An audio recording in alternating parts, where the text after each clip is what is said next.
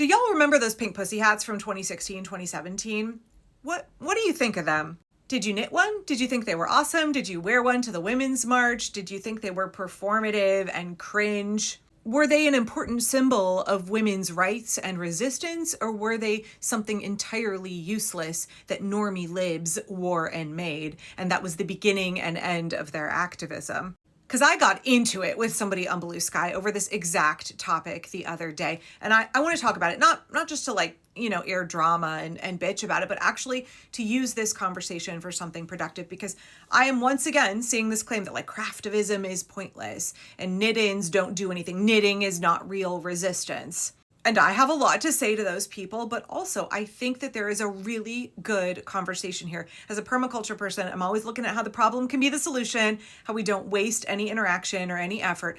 So I think even though someone was flopping around in my comments having an absolute crash out, that there's an opportunity here for learning, especially when it comes to understanding civil resistance, when it comes to understanding how it is that we build a movement that can effectively topple this regime. Now, you can go read the whole exchange. It's still up on Blue Sky, and I reposted a bunch of it to Instagram. But basically, I started out by saying, hey, does anybody know if there is a knit-in planned for International Women's Day on March 8th? Because my friend, Knitting Cult Lady, is doing a really big knit-in in DC on that day. She actually asked me if I would go and participate with her in DC. And unfortunately, I'm not able to go. So I'm trying to figure out, is anybody putting together something similar, like a satellite knit-in here in Portland for the same day? And if not, can somebody help connect me with some of the knitting as resistance craftivism groups like Knitters Against Fascism? Maybe we can put something together. Now, it should not surprise you that I am somebody who would want to participate in a knit-in. After all, I have a whole series of videos about craftivism, about knitting as resistance, about the history of the invisible labor and skill of women when it comes to textile arts, and how that has helped us win the American Revolution, how it's been crucial to the war effort in World War I, World War II, the Civil War. So here's my original post where I have a picture of me in the process of knitting the vest that I have on right now. And I immediately got tons of replies from people, including folks who reminded me that Common Cause has a weekly knitting protest in Portland at the farmers market every Saturday. They've been doing it for a long time. I also know that the group Crafters Against Fascism has done knit-ins at the Portland ice facility. The Guardian had a whole story about it last year. So one of my followers, now former followers, said, Angela, the pussy hats weren't very effective. Knitting is cool, especially if you put resistance messages in it, but it's not resistance. That's blatantly false. It's performative. Okay, we'll get into that in a second.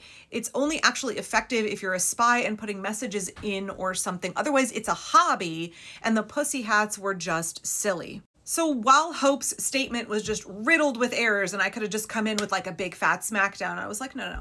This is a chance for education.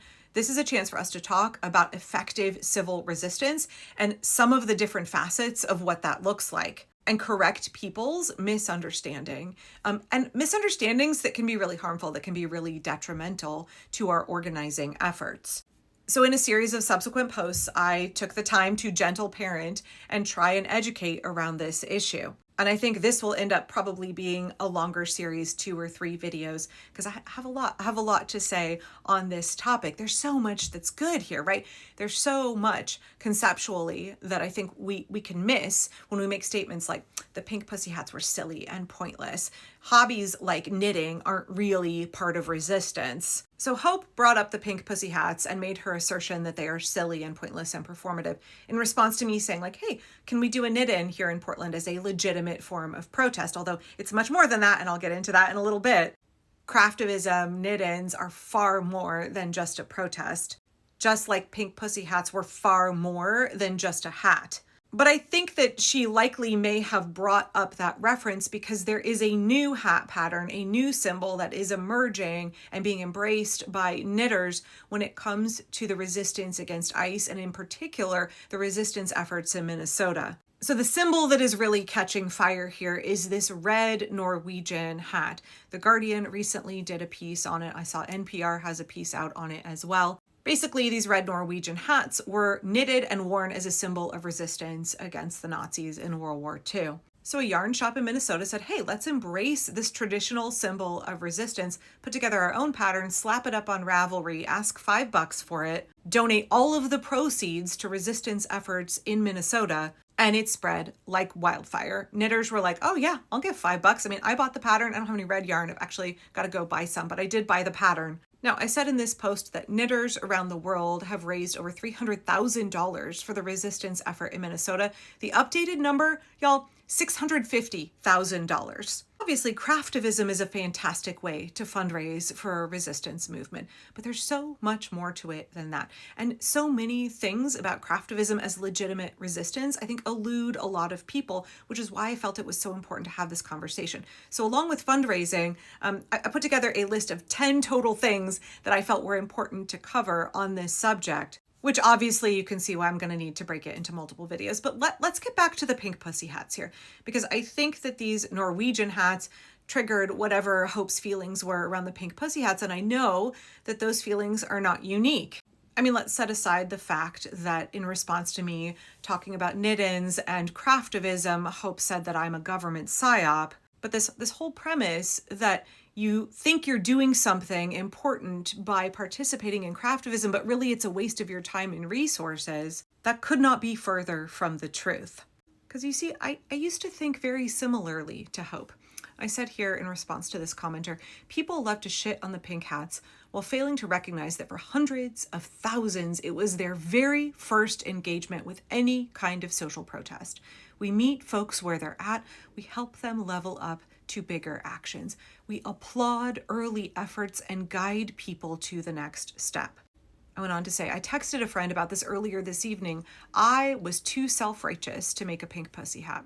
I thought they were lame and performative. I was a smug a-hole who looked down my nose at normies who made them. Shame on old me. I have learned a lot since then about movement building. So Hope's assertion that the pink hats were stupid and cringe and didn't do anything, and that everybody made fun of them, and she went on to call it nose picking for the resistance. Right, so clearly a lot of big feelings about this. Feel free and pause to read if you want. Okay, so let's take the argument that the pink hats and these new red Norwegian melt the ice hats are performative and therefore pointless. Effective resistance is highly performative.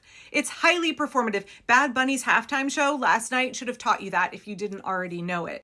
Mass demonstrations of public opposition, performances in public, that we are not bending the knee to the regime, those are crucial components of resistance. It says to all of the pillars of support under Donald Trump, hey, the people are opposed to this. It says to other people, the resistance is everywhere. We are multitude. Come join us.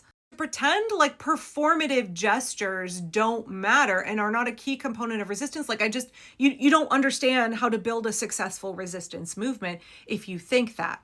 I'm always trying to explain to people that this is a numbers game. We need everybody on board. We need a big, inclusive tent. So for Hope and other people to be like, ugh, those pink hats are just something cringe that normies make. We need the normies. The majority of people in the United States are normies who have never engaged in social protest before at all. You just want the really radical activists. If you just want all of the edgelords who think that they're super far left, we're never going to get out of this. We need to welcome all of the normies. We need regular, ordinary people who have never resisted fascism before to come and join us. Their first act of resistance is not go throw your body in front of an ICE agent, get beaten and arrested. We have to give people very accessible, low barrier to entry opportunities to step into this work. And for a lot of people, those are craftivism events, very accessible, meeting people where they're at, engaging them through their hobbies and their interests, and encouraging them to make and wear visible symbols of opposition to the regime. Whether it's a hat or a button or a yard sign, I guarantee you, if people are shitting on those efforts and being like, ugh, that's performative, that doesn't mean anything.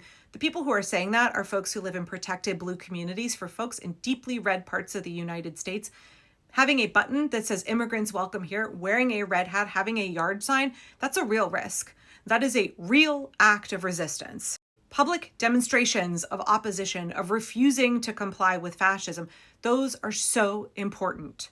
And that's what those red Norwegian hats are. And the way that we help people step into this work for the first time is we offer events like potlucks, like honkin' waves, like no King's Day marches, and like craftivism events. Okay, come back for part 2 because I got a lot more to say. There's a lot more to this.